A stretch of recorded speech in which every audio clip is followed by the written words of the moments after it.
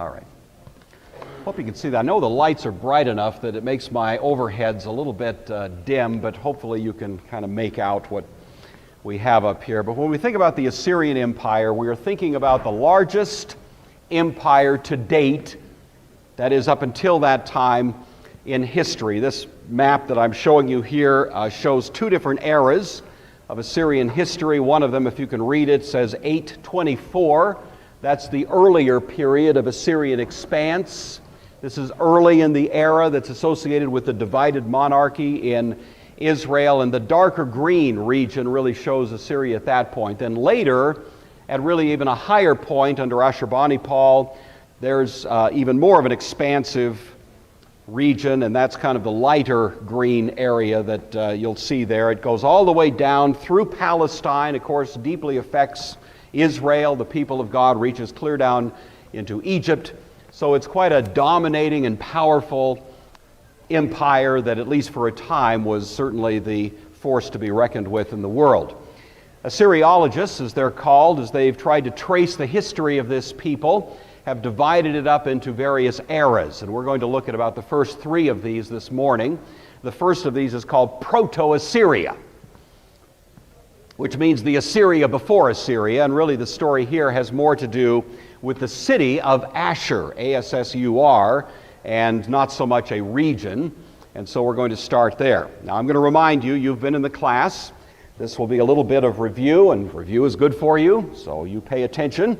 There will be a quiz, but you'll recall when we were talking about Mesopotamia, we talked about three great dynasties that begin first of all with Sumer, and then we have Akkad, the first king was Sargon, then we have Ur.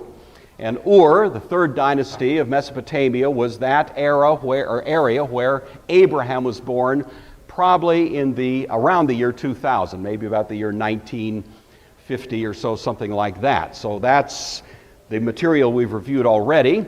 Well, when Ur falls, that central authority over all of Mesopotamia is lost.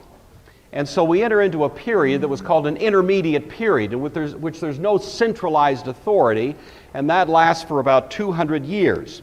In the south, the two cities that were vying for control were Isin and Larsa. And in the north, the two were Eshnunna and Ashur. So that's our first interest in this city that gave its name to the empire that would eventually emerge from it. And so we have Ashur, as you'll see, way to the north. It's on the Tigris River, and Eshnunna is the one that's a little bit lower there. So after the fall of Ur, this city, it's the first time it really pops up on the radar screen of ancient history, asserts its independence and is able to maintain itself for a period of time. It forms trading ties with the Hittites. We talked about this last time we were together, and so they have a nice relationship that lasts for a while. The Amorites are people, we've talked about them before as well. They were kind of a ubiquitous tribal group. We find them in Canaan. We also find them sometimes in Egypt. We see them certainly in Mesopotamia.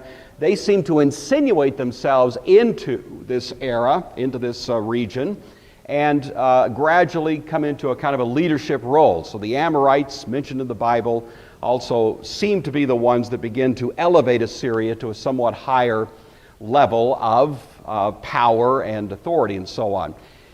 In 1870, roughly, we have the first actual biblical mention of those who appear to be the Assyrians. They're not called by that name, but in Genesis 14 we hear of an attack by a king who is given an Amorite name, the name Chedorlaomer, or Chedorlaomer, as it's usually rendered in the Bible, and he comes sweeping down and attacks Sodom and Gomorrah. Genesis 14. We wouldn't care about that a bit. Just one more raid, in the ancient world, except, of course, who was captured in that raid on Sodom and Gomorrah? Answer? Lot and his family. And, of course, Abraham musters his private army. We're told it's 318 soldiers born in his own house, goes out in hot pursuit, rescues Lot, rescues the family, brings back the booty, and that gives rise to that wonderful story of Abraham confronted by the king of Sodom and the king of Salem. You recall that, Melchizedek, of course, receives tithes from Abram at that point. That's the first time in the Bible we hear of what eventually will become the Assyrians. They're not much yet, but at least we have that little cameo appearance, as it were, of these people showing up. In 1770, we have Hammurabi's empire, the old Babylonian empire, and it really does kind of sweep through all Mesopotamia, reaches up, grabs Ashur in the process. That doesn't last for too long. So by 1700 down to about 1500, we have once again a time of Assyrian independence, really just the independence of the city itself. And then, now this, have to hang on to this for a minute. This is a little bit of review once again, but hopefully it'll help us as we work our way through this. Assyria is conquered by a group that's called the Mitanni. Most folks have never heard of them because they don't show up in the Bible, and they only show up kind of quickly in ancient history, but for a while they were a somewhat dominant power. They were Hurrian speaking. Now that means they spoke an Indo-European language, just as we do. And they came down from the north, and they kind of shoved their way in to this region that was otherwise dominated by the Hittites on the one hand and the Assyrians on the other, and they actually take over for a period of time. And so those are called the Mitanni.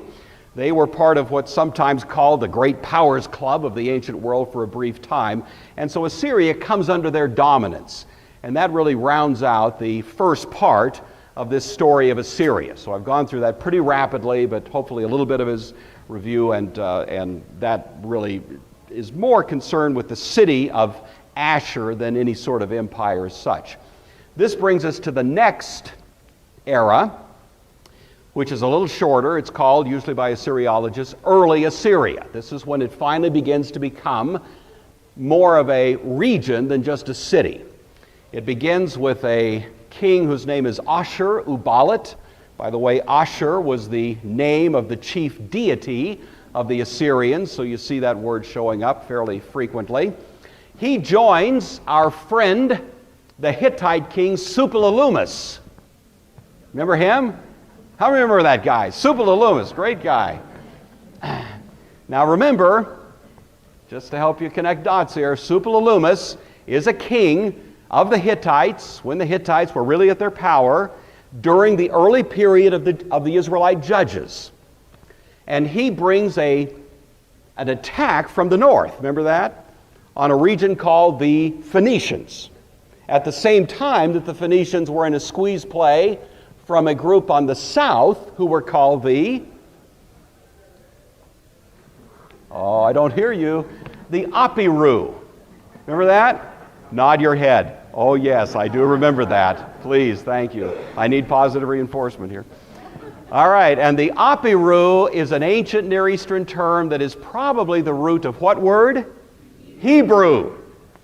At least so say some pretty respectable ancient Near Eastern scholars, and I don't count myself as a scholar by any means, but I do tend to agree that that's probably the roots of that word. So you have the Apiru, possibly the Hebrews, these who are now in the era of the judges, who are pushing out the boundaries of their region there in Israel, as we eventually would call it, and they're squeezing the Phoenicians, and hence these letters are written to Akhenaten, you recall that, in Egypt, and he turns a deaf ear. We've been through all that.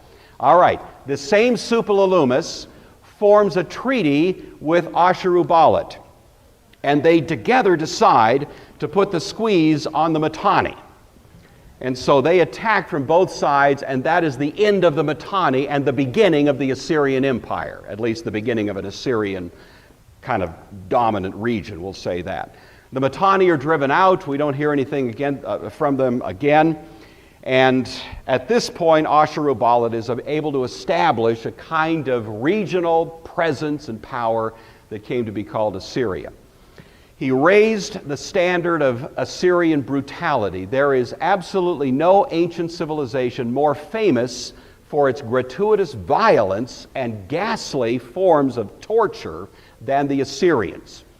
They would simply terrify people into submitting to them. And there are ghastly descriptions of some of the things they did, and many of those descriptions are found in this book. So this is not good bedtime reading, you know. But nevertheless, it does describe piling up corpses, skulls, flaying people alive, the kind of things junior high kids like to hear about. And I'm not going to bother you with more of it, but it was awful and horrific, and it only got worse for quite a period of time. That's part of the reason, by the way, the Assyrians were universally hated in the ancient world, was because of this very brutal kind of reputation they had. Suppiluliuma himself was so worried about this rising kind of brutal military power from Ashurbanipal that he actually put in a buffer state here to insulate himself from the Assyrians. He put one of his sons at Carchemish, one of them at Aleppo, and he's trying to create a little bit of a distance then between himself and the Assyrian power. We have a few minor kings. We won't bother with them. The next guy we're interested in is Adad-nirari. Adad-nirari rules from 1308 to 1275. And again, for those of you who've been in the class, this will have a little bit of a feel of review to it, I hope. But, by the way, there's a digital shot. These guys all look the same, I don't know about you, but they all look the same to me. But they were all very proud of their visage, so I don't know. Anyway, this is one of the first artifacts we have of this particular guy, Adad-nirari.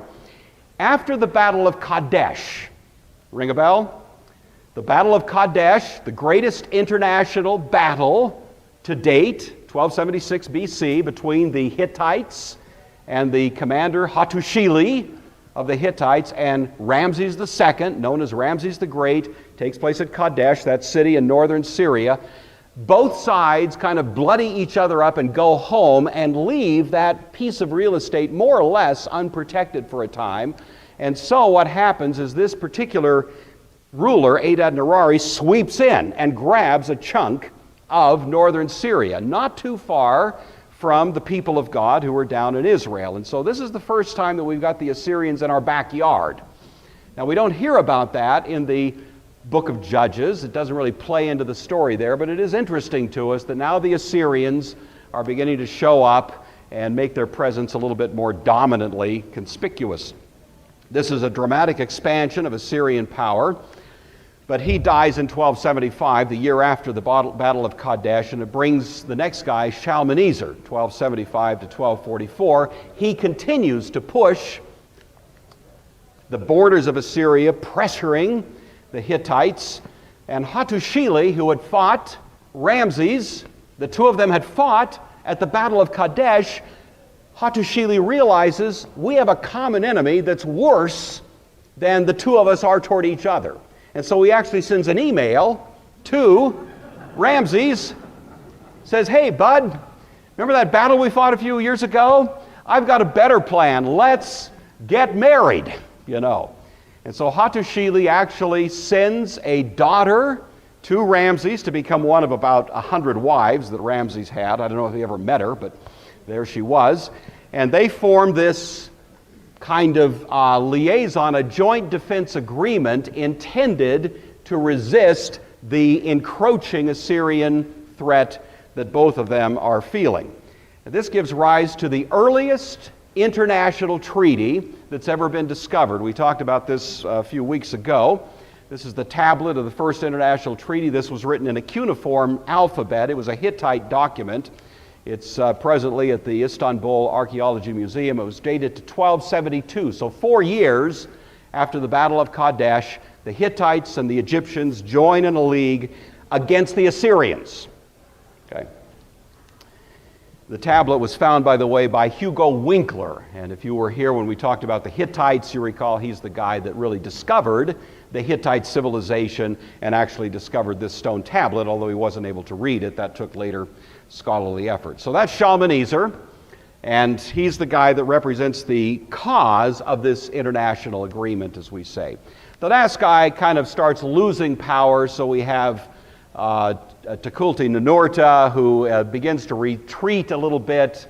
It's too wide, too far flung, he can't sort of support this kind of expansive territory, and so he begins to recede a bit, and it introduces a period that's called Assyrian decline. So the third of our eras of Assyrian history is the period of decline. This goes from 1208 to 911. This is interesting. Assyria basically goes dark. And sometimes you'll find ancient Near Eastern scholars refer to this as a kind of dark age, because everybody goes dark. We don't hear anything from the Mycenaeans. The Mycenaeans were basically seem to have been conquered and sort of demobilized by the sea people that came in. You recall we've talked about them. The Hittites are neutralized. Over the Assyrians go dark. The Babylonians, hear nothing of them. Even the Egyptians become quiet. The entire ancient Near Eastern world, for a period of about 250 to 300 years, is silent with one notable exception. What's the exception? Israel.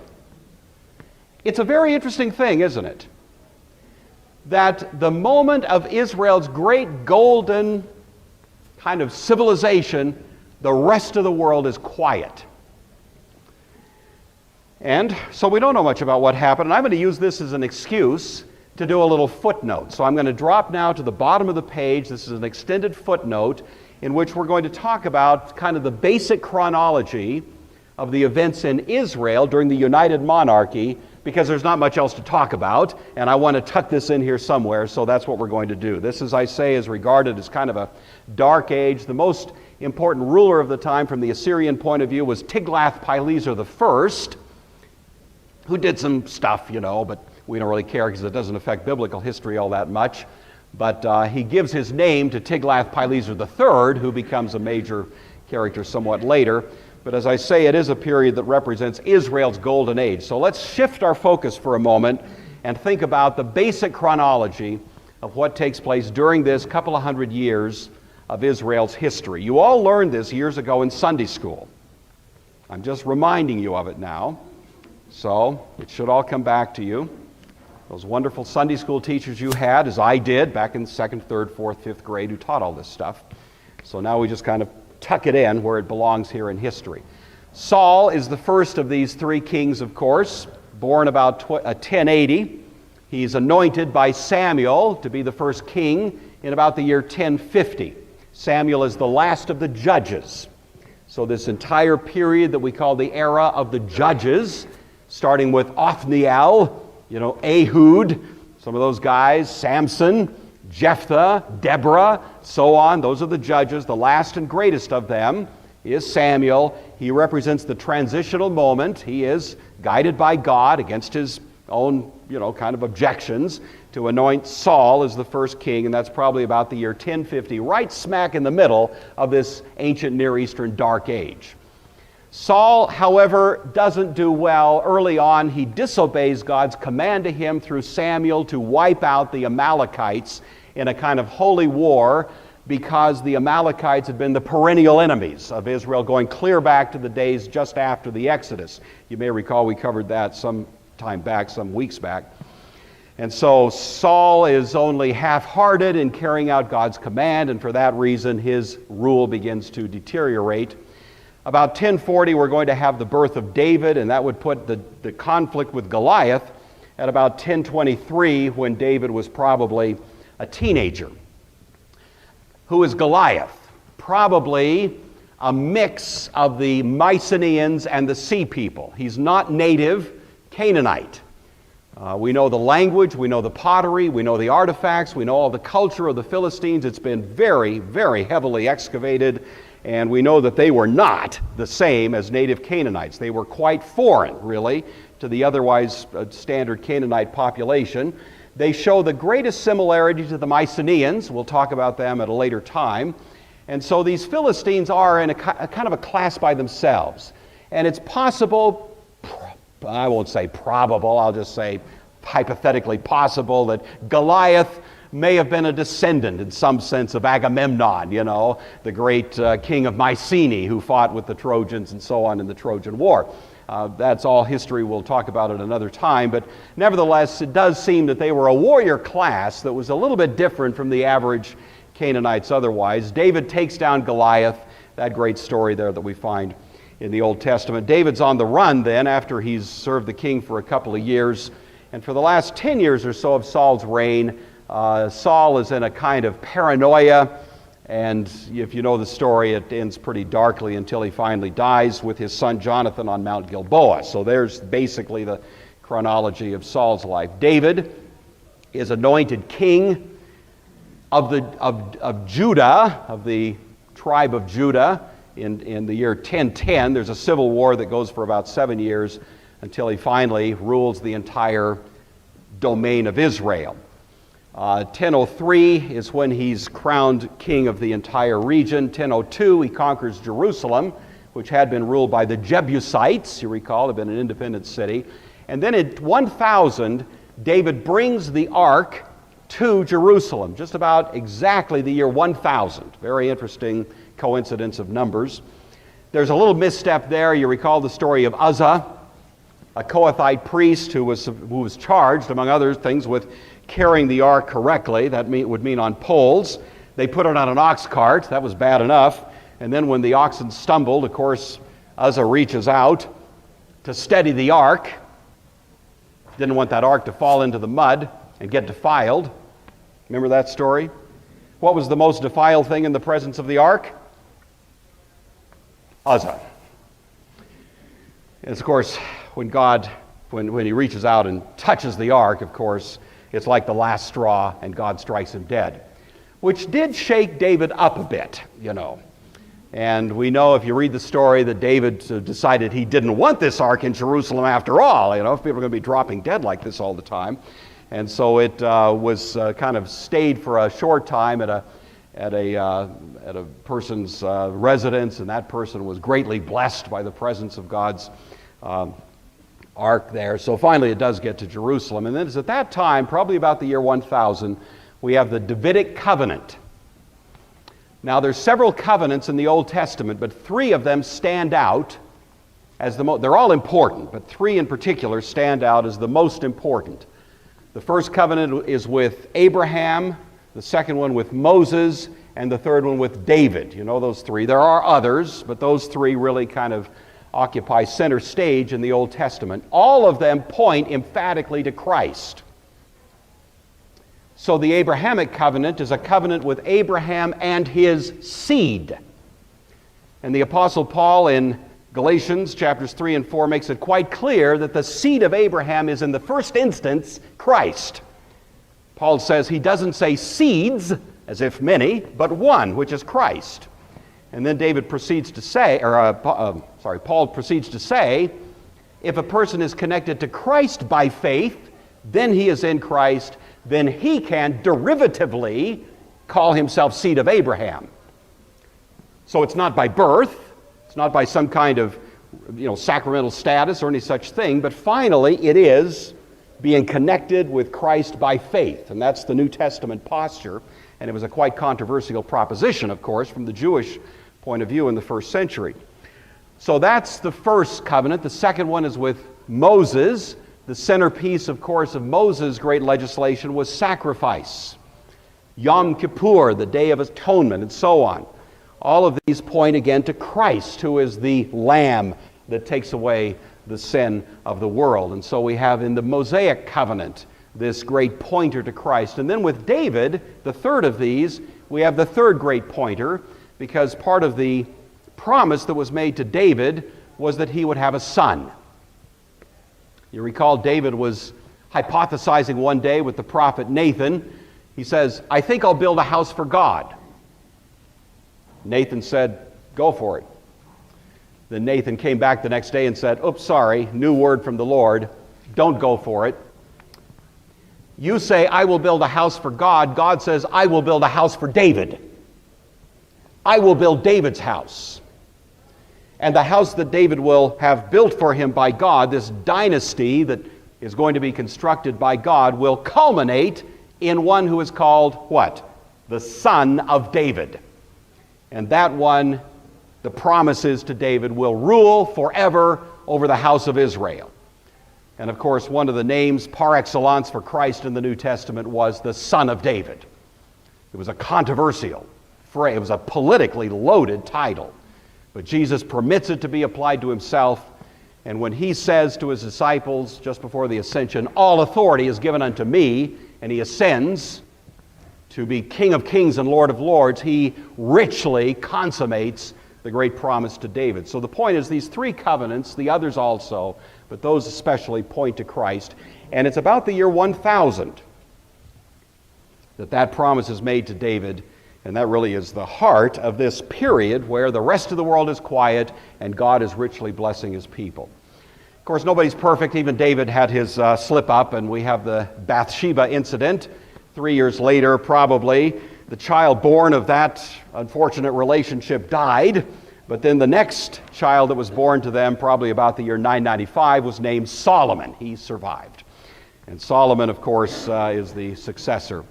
The rebellion and death of Absalom, the son of David, was probably about 10 years later.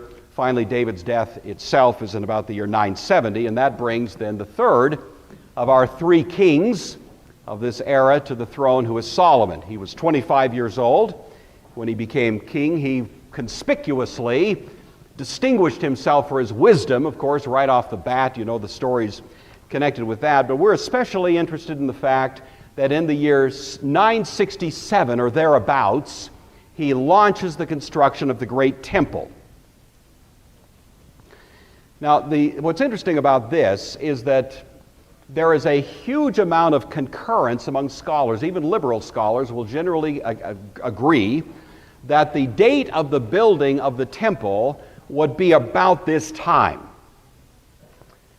And from this point on, the chronology is pretty well not so controversial. Earlier dates tend to be more murky, as I've hopefully reminded you many times. By this time, we can be pretty precise. And so there's a fair amount of confidence that the temple was built or constructed, the beginning of it took place in 967. Why is that important? Because the text at that point says that the Exodus took place exactly 480 years before the beginning of the building of the temple, and that puts us at 1447, and that's why that's the date I assumed for our discussion of the Exodus. If you've been in the class, you recall that. It is a little bit controversial, but if you take the biblical data at face value, then it would put it there in the 18th dynasty, as I've been arguing, in the midst of that whole story of the 18th dynasty in general. So anyway, if that's a little reminder to you of that, then hopefully that helps. All right, the temple is completed in 960. I was there. At least that's what my students think at school, you know. Mr. Gore, what did it really look like, you know? And so anyway, it looks something like that. That's one possible hypothesis. This is the Great Golden Age. The Queen of Sheba shows up a few years later. Wonderful story again. The half was not told me, of course. Probably the beginning of Solomon's decline, marrying too many women, too many foreign gods are being imported, is probably about 940, and he dies in 930, just about the time the Assyrians start recovering. So there you are. The Assyrian recovery begins, and they will now become the dominant power in the ancient Near East for the next several hundred years. They are the force to be reckoned with. After them, it'll be the Babylonians. After them, it'll be the Persians. After them, it'll be the Greeks. After them, it'll be the Romans. It's a line of Gentile powers, and it all begins here with the Assyrians. They become the dominant power at this point. Israel and Judah divide, you know that story, and become a divided kingdom from this point on. They gradually lose power. This is also the point where we have the beginning of the ministry of the prophets. And the first of those Old Testament prophets, the first guy in a line, a succession of prophets that will continue all the way down to Malachi, the first of those prophets is named Elijah. Right? So he shows up, 9th century prophet, and then Elisha, and then we go on from there. This whole period of Assyrian recovery begins with a guy named Adad-Nirari II. Now here's what I want to do. I've got about 10 minutes left, so I'm just going to be inching a little further into this. We'll pick up most of this next week, but I want to save time to give you the second half of my Sunday school lesson this morning, so hang on. But what I want to do is keep our eye on two different balls in play, one the Assyrians and one Israel. So we're going to kind of work together, both tracks, because they do intersect. at a certain point, and we need to see kind of how we get there. So that's what I have in mind. So Adad-Nirari, not much to say about him, except he begins to be an empire builder. He's the beginning of Assyrian recovery. He moves Assyrian authority into the south, into Babylon. Although he treats it very cordially, the Assyrians always treated Babylon with a huge amount of reverential respect. It was always kind of viewed like a holy city for some reason, but nevertheless he asserts authority over it. In Judah, we have the next three kings during his reign. The first is Rehoboam, the son of Solomon. He trips up as a young man and, of course, provokes the rebellion. You know that story. Jerusalem is sacked by Shishak, the Egyptian pharaoh, in 925, makes off with a whole lot of the great wealth that Solomon had accumulated there. Otherwise, Rehoboam is not a bad king. He's given a fairly positive review. Abijam is the next one, only rules for a couple of years. And then good King Asa, right? The next king, 911 to 870. During his reign, many faithful migrate to Judah. They see the way the wind is blowing spiritually in the region of the 10 northern tribes, and so those 10 lost tribes were not lost. Many of them moved to Judah and preserved their identity there, even though, of course, eventually the northern tribes will be lost to the Assyrians. Asa leads the people of God in a great covenant renewal ceremony in 896, which is recorded for us in the Old Testament. In the north, Jeroboam is the rebel. He sparks the rebellion against the house of David and establishes then the 10 northern tribes, what's usually called Israel. So you have Judah and Israel. In order to try to prevent or at least dissuade people from going to Jerusalem to worship, he very conveniently sets up some nice golden calves. Isn't that great? So the people could worship right in their backyard. It was just nice, you know. You had these nice golden calves. It was a great place to worship, and they didn't have to bother going to Jerusalem. And so he sets those up, setting a bad precedent, of course, in Israel that will continue more or less unabated until Israel is finally deported. The next ruler of Assyria is Tukulti-Ninurta, 891 to 884. He consolidates gains. He's continuing to build the Assyrian power. He rebuilds the walls of Ashur. Asa is continuing to reign in Judah. Israel is beginning to show considerable instability. You've got a succession of fairly short-term kings, Baasha, Elah, Zimri, Omri, who will be the father of Ahab, as you know. And so things are not looking so good in the north. There's a certain amount of stability in the south. Assyria is continuing to grow and expand its power. Next guy is Ashurnazirpal II. Again, looks like all the others to me, but there he is. Renowned for his brutality. In fact, even the History Channel did a little snippet on this guy not too long ago, discussing how brutal he was. He was unprecedented in the ghastly forms of torture that he meted out on those who he was trying to conquer. He was a great empire builder. He treated Babylon with respect. He expanded Assyrian domains into Syria, which is to the north of Israel. He made peace with the Phoenicians. In Judah, we have Asa wrapping up in 870. Jehoshaphat, another good king, ruling from 870 to 848. The only thing he does that's a little questionable is he allies with Ahab, you know, the king in the north. On the other side, we have Ahab, the son of Omri. And of course, this is where we have Elijah introduced. So about 861, Elijah shows up, announces a great famine. It's going to last for 3 years. Puts Elijah on the most wanted list, you know, in ancient Israel. In 857, he returns. You have that great conflict between Elijah and the prophets of Baal at Mount Carmel. Fire comes down. You recall that story. Elijah is also told to anoint 3 people. Okay, wake up now. The first of them is Jehu. The second of them, he's going to be the king of Israel. The second of them is Hatziel. He will be the king of Syria. The third of them is Elisha. He will be the successor to Elijah. So Elijah's going to anoint these 3, and then he'll be taken up, of course, in a fiery chariot and all that story. Ahab takes Naboth's vineyard in 856. He dies in battle with the Syrians in 853. This brings us to Shalmaneser. Another good-looking guy. This is a statue of him at the British Museum. In 35 years of reign, he undertook 31 campaigns, so you can tell what he was doing in his spare time. Continued his policies of respect toward Babylon. He attacks Syria. And in the process, Hazael, who had been anointed by Elijah, assassinates the king, Ben-Hadad, who's mentioned in the Old Testament.